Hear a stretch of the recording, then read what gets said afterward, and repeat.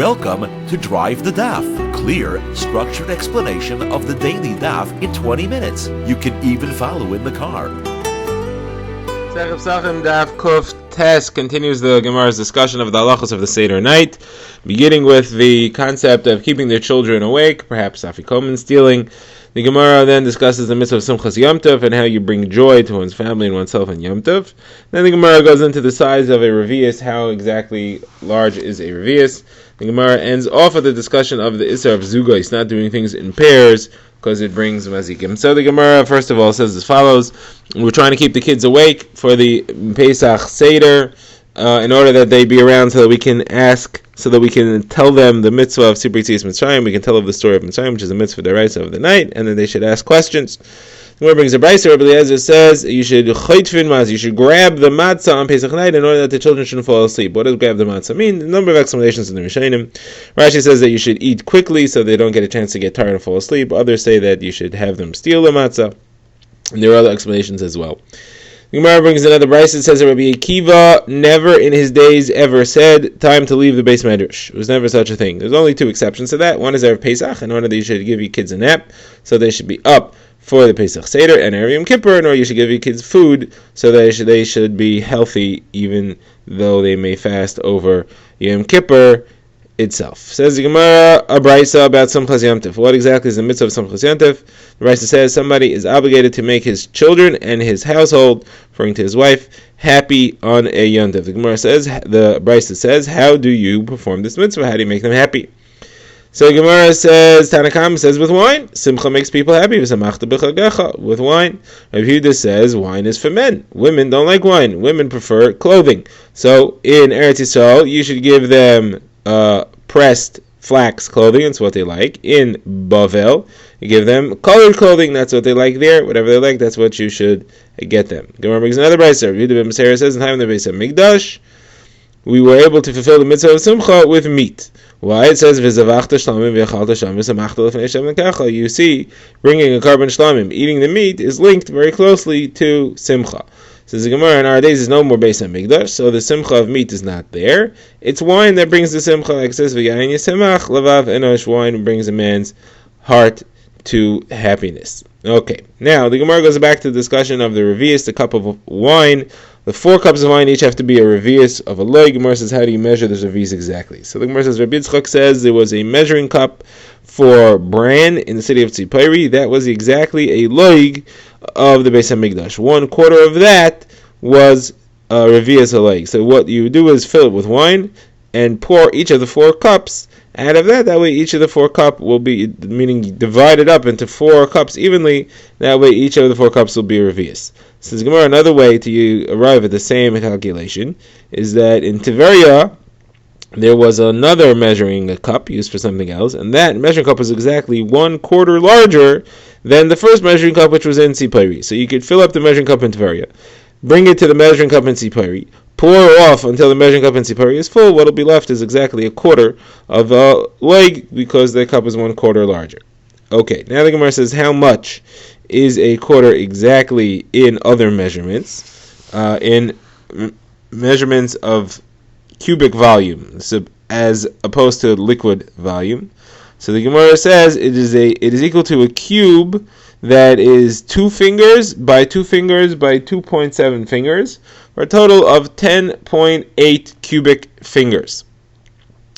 Now the Gemara says, where do we get this calculation from? Let's learn that of a mikvah. A mikvah has to be 40 sa, and it has to be 1 amma by 1 amma by 3 ammas, meaning it's a total of 3 cubic ammas, which is equal to 40 sa. The Gemara says this shear is learned out of the pasuk describing tefillah in a mikvah. It says v'rachatz b'mayim is kol b'sarei. He should wash all his flesh. That means that there shouldn't be anything between him and the water, and it has to be that he's fully submerged in the water at once. So it has to be enough water for the average person to fully submerge in, which Chazal said is equal to 3 cubic amos, and also 40 sa. So if we can figure out the ratio of 40 sa to 3 cubic amos, we'll know the ratio, we'll know the constant, which is the factor to convert liquid volume to solid volume, to cubic volume. And that's what the Gemara says brings us to the calculation of 10.8 cubic fingers for a loig. Now for a revius. Now the Rishonim work through how this calculation works exactly. Briefly put, it's as follows: the ratio of the fingers to saw is a factor of 3,840. The conversion factor, the constant between the finger volumes, the dry cubic volume to the liquid volume, is a factor of 3,840, and the calculation works as follows.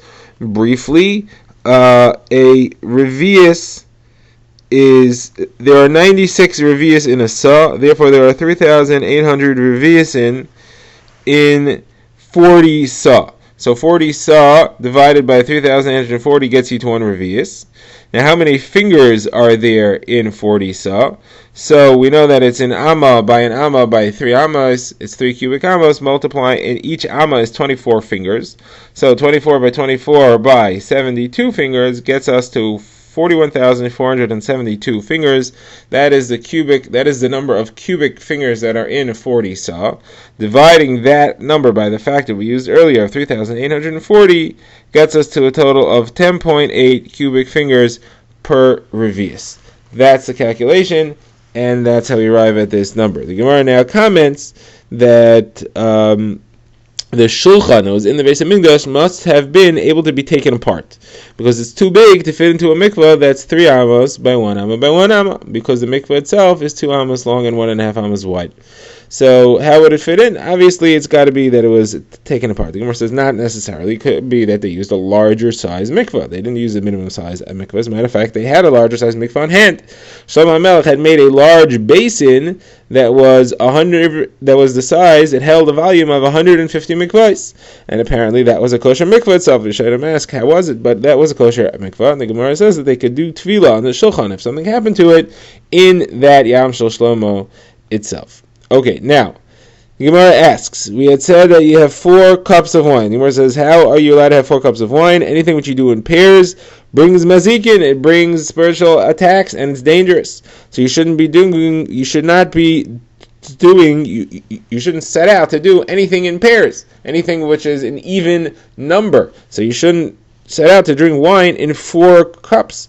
So the Gemara quotes the brisa that says you're not supposed to do things like this. The Gemara says you should not eat in pairs, you shouldn't drink in pairs, you should not clean oneself in pairs, and he should not be together with his wife in pairs, meaning 2 times. So Gemara says 3 answers to the kasha. Again, the kasha is how you allowed to drink cups of wine in pairs. So Gemara says one answer is that it's Pesach night, it's lo shibur, we don't have to worry about mazikim.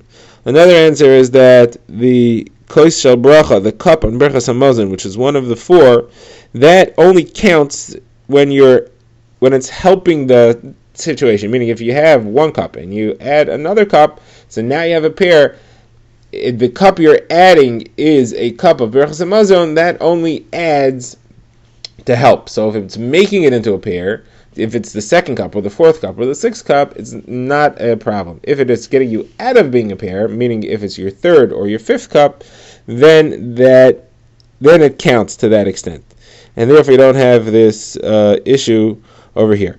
Another answer, the Gemara says, is that Chazal made 4 separate mitzvahs. Besides the mitzvah of drinking 4 cups of wine, the wine drinking is 4 mitzvahs of drinking cheres. Each one is a separate mitzvah. It's not one mission to set out and drink 4, which is a pair. The Gemara asks, how could you say that it's forbidden for one to be together with his wife in pairs, that he can't do it twice? Each one is a separate decision. He doesn't set out to do it twice. He does it once, and then he does it again. What's the problem? So the Gemara says, what the Brisa meant to see is as follows. You should not eat in pairs and drink in pairs and then go be together with one's wife, because that can cause weakness and that may cause him to get sick because of that, following on the consumption of wine or drink in pairs.